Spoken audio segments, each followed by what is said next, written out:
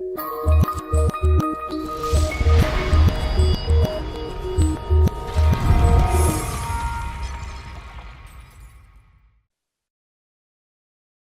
start training from home, you're going to need to create your own home gym. This means finding the right equipment and stocking up your home. Now, whether that's a spare room, your living room, or even a garage, which is just ideal. The exact equipment you're going to need is going to depend largely on the goals of your workouts and what you're trying to achieve. The equipment you need to burn calories and lose weight, for instance, is quite different from what you would use to build massive muscle. As we're going to learn later in this series, though, building muscle is still actually one of the key ways to burn fat. The more muscle you build, the more you'll drive up your metabolism. You'll find there are certain things and certain principles that will apply no matter what your aims are. And there are definitely some specific pieces of equipment everyone should own. Keep watching, and let's take a look at what some of those items are and how you should approach this process. You're going to be faced with some unique challenges when you begin building your own home gym. The first of these is the simple fact that your home gym shouldn't cost too much. If you're relatively new to the gym and you don't have any equipment yet, it can be tempting to stock yourself up with everything you think you might ever need and end up spending a small fortune. Likewise, you need to think about how you're going to store your equipment. If you have a room dedicated to being your gym, then this latter point will be easy enough. But if you do not, then you need to think about how you can make a gym that will be easy to take apart and put back together on cue, or one that's simply small enough and compact enough that it doesn't matter too much. Oh, and you also need to make sure you aren't going to smash any cabinets or go through any tables. The best tip in this regard is to start small and then build your way up. This means buying just a few items that you absolutely need, to begin with, and then approaching the process in a way that leaves you with the potential to expand and build upon that start. Take dumbbells, for example. Now, dumbbells are useful for practically every workout under the sun, and you can hit all manner of different body parts. But you're going to need dumbbells that are heavy enough if you hope to really make an impact on your muscle growth. Of course, heavy enough depends not only on your current progress, which is going to change with time, but also on the move you're doing. Lateral dumbbell raises are difficult to perform with anything above 10 kilograms, even for a trained athlete. Conversely, though, 10 kilograms would be incredibly light for doing dumbbell presses. So the way to approach this challenge is to start out with dumbbells that can be increased and decreased in size. This means you should be able to remove and add weights as the situation requires and as you build up. Normally, you can get dumbbell sets for around $30 that let you increase the weight up to about 20 kilograms. And this is a great starting point. Or you might want to buy 2 lots of dumbbells, which will then allow you to build up further still.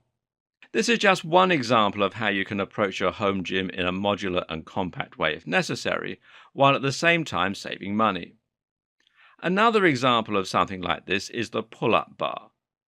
This is an incredibly unobtrusive item and one that will cost you about $10.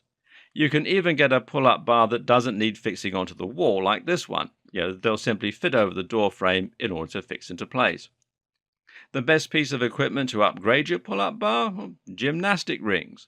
Gymnastic rings are simply plastic rings that attach to a rope and can be looped over a pull-up bar. These allow you to perform ring dips, muscle-ups, the iron cross, reverse push-ups, pull-ups from a lower height with your legs touching the floor stretched out in front of you, and all manner of other things. And the best thing about gymnastic rings is they cost very little and they can be stored away easily. A skipping rope, meanwhile, is a great alternative to a treadmill, where you can also do a surprising amount with a bulwark, and that's a piece of metal that offers resistance when squeezed. As we'll see later on in this series, there are also lots of things you can do with everyday items from around the home. So think a little outside the box. Use these tips and the principles behind these tips and build yourself a gym that does everything you need it to without taking up all the space in your home.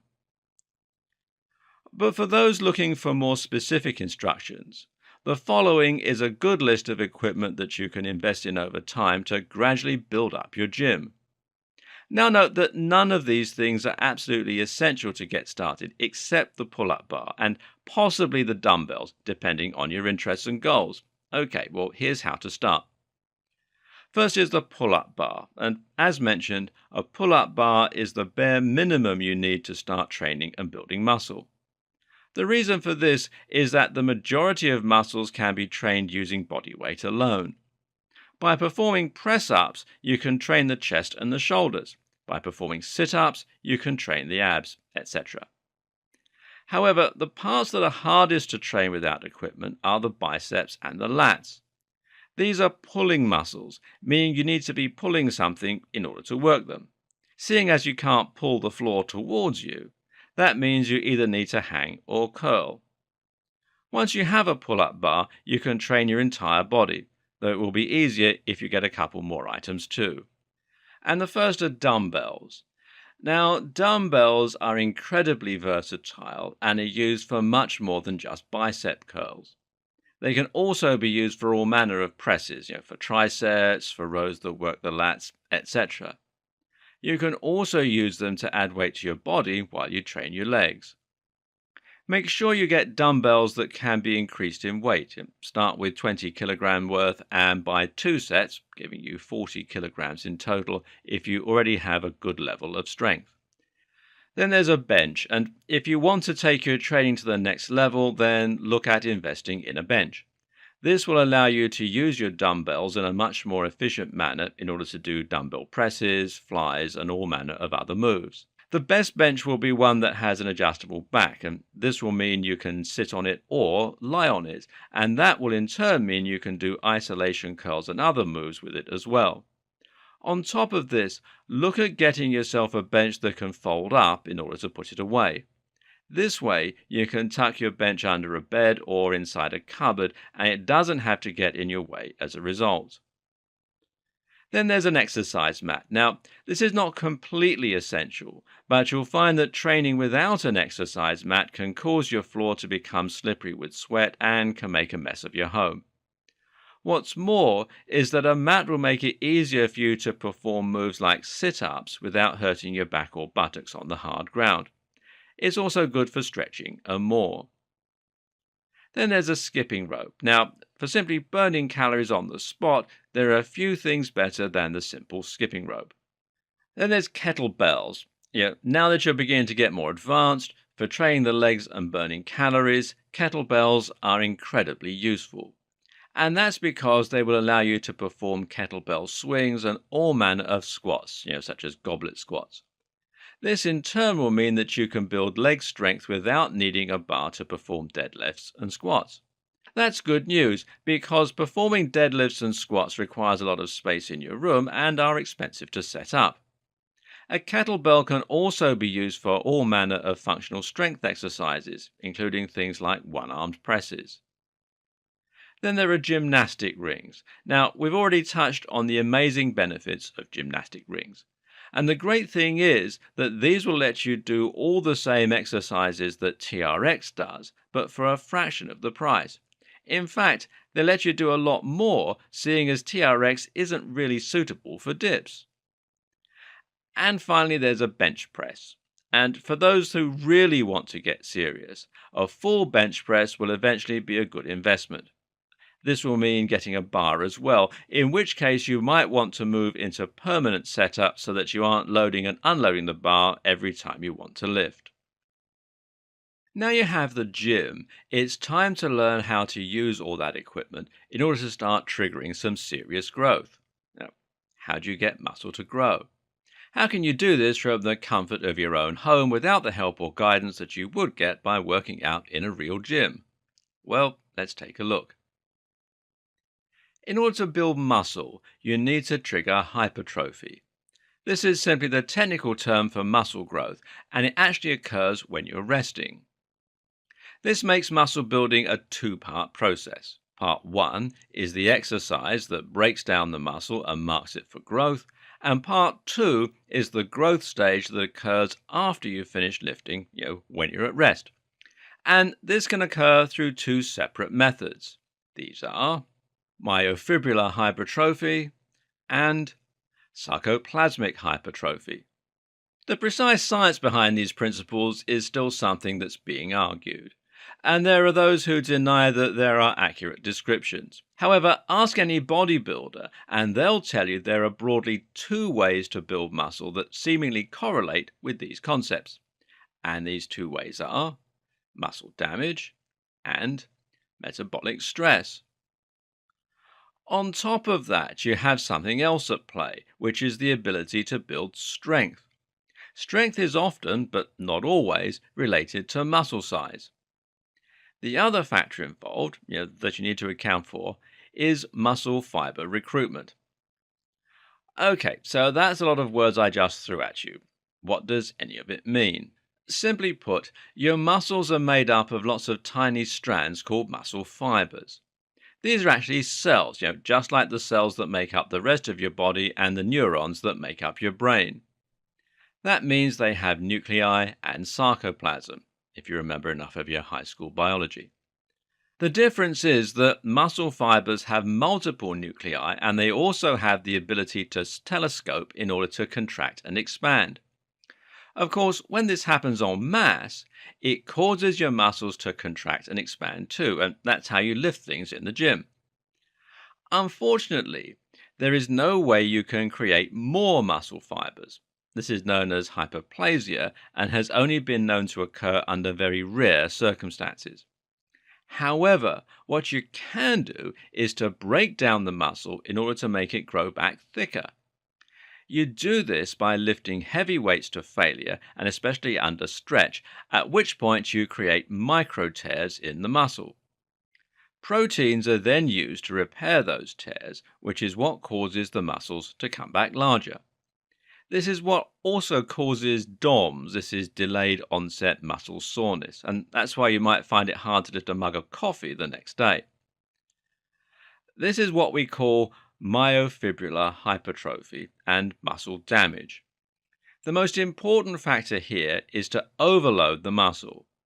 There are other factors too, though, such as making sure that you train the muscles from multiple angles to hit every fiber, and training with both fast and slow form in order to train the fast twitch and slow twitch fibers.